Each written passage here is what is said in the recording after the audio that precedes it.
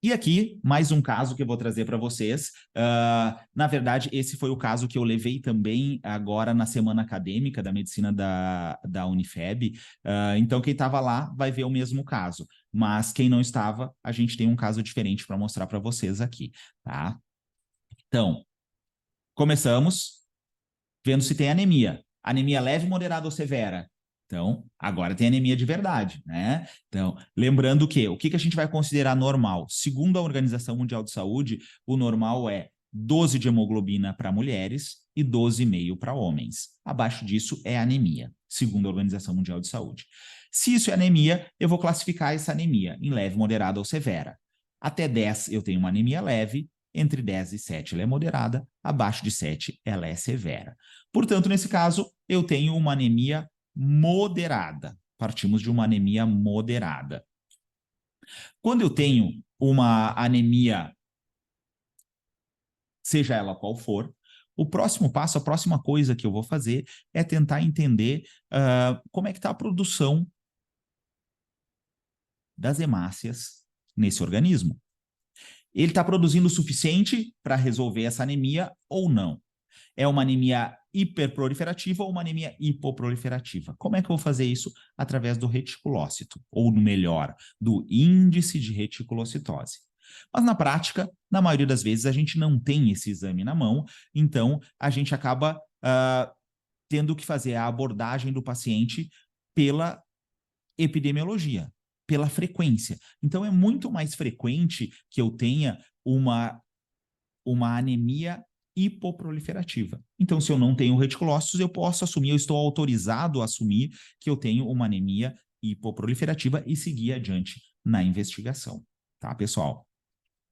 Mas o ideal é a gente ter a dosagem de reticulócitos, a gente ter uma dosagem de aptoglobina, mas na vida real, normalmente a gente não tem, porque é um exame diferente, mais um exame a ser solicitado, a gente só tem um hemograma na mão.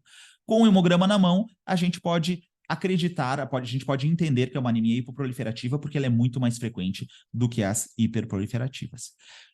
Quando eu assumo que o paciente tem uma anemia hipoproliferativa, nesse caso uma anemia moderada hipoproliferativa, o próximo passo que eu vou dar é olhar para o VCM dele, olhar para o tamanho da hemácia dele. Me interessa saber se ele tem hemácias pequenas, hemácias normais ou hemácias grandes, né? E aí eu vou dividir essas hemácias dele, vou dividir esse tipo de anemia em anemia microcítica, normocítica ou macrocítica. Macrocítica se ela for maior do que 98, microcítica se ela for menor do que 80, normocítica se ela tiver entre 80 e 98. Então aqui, o que a gente tem? A gente tem uma anemia macrocítica, bem macrocítica, né, pessoal? 110 de VCM, é bastante. Então, para relembrar dos nossos outros encontros, né, que a gente já discutiu bastante sobre isso, se você não assistiu os outros vídeos, volta lá e dá uma olhadinha, que a gente fala bastante sobre essa investigação. Mas agora, olha só, a gente tem uma anemia macrocítica. Como é que a gente vai investigar?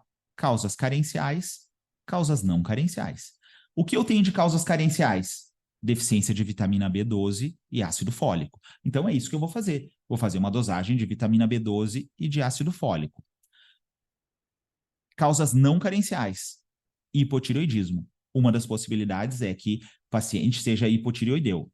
Além disso, eu vou pesquisar medicamentos e doença medular. Se eu não encontrar nada, eu vou para a pesquisa de doença medular, né? Esse paciente não usava nenhum medicamento, e aí a gente pesquisou vitamina B12, ácido fólico e o hipotireoidismo para ele, tá?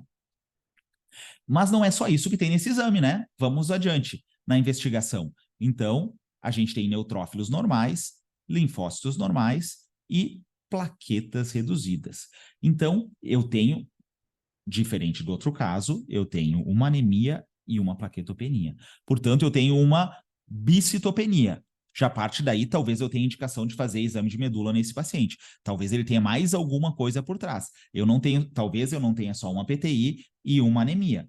Eventualmente isso pode acontecer, né? Eu tenho as duas coisas, mas abram o olho quando eu tenho duas alterações, ou melhor, alteração em duas séries diferentes, né?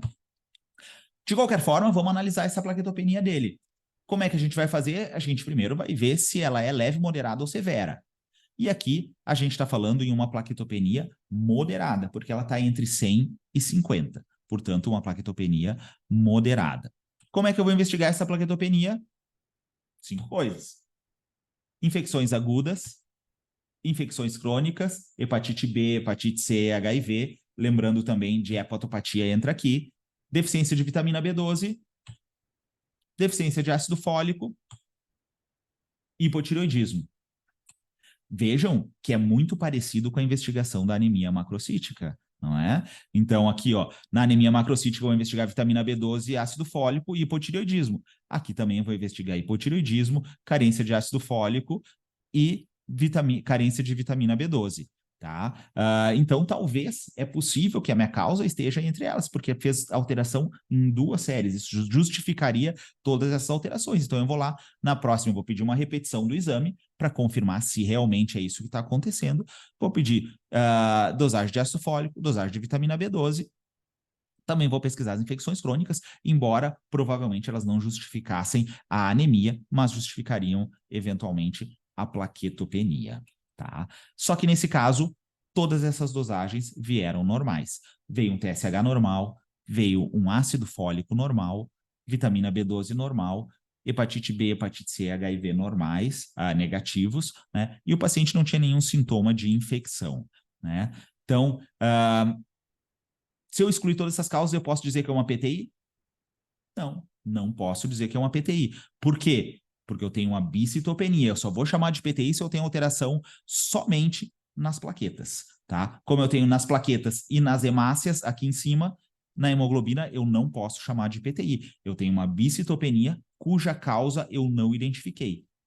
Se eu não identifiquei a causa, o próximo passo é olhar a medula óssea desse paciente. Então, fazer um exame de medula. E nesse caso, olha só, a gente tinha uma leucemia mieloide aguda. Por isso eu digo para vocês, o que a gente precisa é método para avaliar o hemograma. Seguir o caminho. Vocês não precisam se assustar e achar que não sabem reconhecer uma leucemia, vamos dizer assim, ou uma outra doença.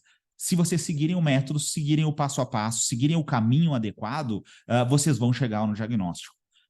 Vocês vão fazer a coisa certa. O que vocês precisam é seguir, acompanhar o método. Porque olha só como era o nosso hemograma. A gente tinha uma anemia aqui, uma anemia moderada, com VCM elevado, tinha tudo para ser deficiência de vitamina B12, né? Mas dosei o ácido fólico, dosei a vitamina B12, dosei TSH, vieram normais. O que eu faço quando isso vem normal? Exame de medula, é bem claro. Aqui eu tenho uma plaquetopenia que poderia ser encarada como uma PTI, não pode ser uma PTI, por quê? Porque ela tem também uma alteração de hemácias. Se eu tenho alteração de hemácias, eu não posso dizer que é uma PTI. Tá, pessoal? E aí a investigação toda, parcialmente, ela já tinha sido feita aqui e ela era negativa.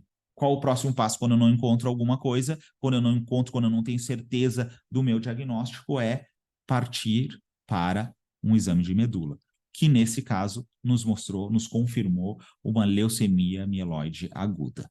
Então, se seguirem o caminho, se seguirem o método, vocês vão chegar ao diagnóstico com certeza, tá, pessoal? Bem tranquilo.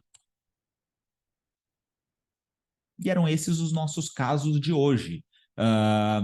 Não sei se vocês têm alguma coisa de casos para trazer para nós. Tem algum hemograma para trazer para a gente, pessoal?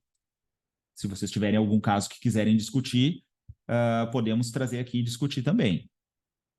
Ou alguma dúvida. Não sei se o pessoal... Essa semana não apareceu nada interessante para a gente, doutor. Nada de diferente. É assim, tem semanas que tem mais coisas, tem semanas que tem menos coisas. É assim mesmo. Bom, então a gente estamos nos aproximando do final, vamos encerrar. A ideia é que esses nossos encontros sejam assim rápidos, de 30 a 40, 45 minutos no máximo. No final eu vou sempre abrir para que vocês tragam alguns casos de vocês ou para tirar dúvidas a respeito de algum hemograma que vocês queiram. E, mais uma vez, lembrando todos que durante essa semana vocês receberão um contato para quem tiver interesse em participar da comunidade com acesso VIP às aulas e a todo o material referente a hemograma e à investigação diagnóstica baseado no hemograma. Para aqueles que tiverem interesse, é só seguir o passo a passo que vai ir o link para vocês acessarem. Quem participou da semana acadêmica, eu passei para vocês lá um cupom de desconto que vocês vão poder usar, que vai dar condições especiais para vocês.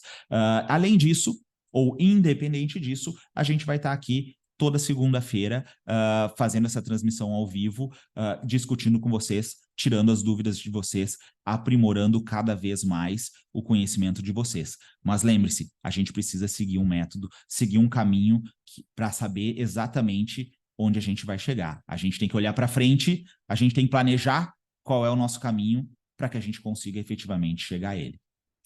E era isso, pessoal. Bom descanso a todos vocês. Tenham uma boa noite. Até a próxima semana. Grande abraço.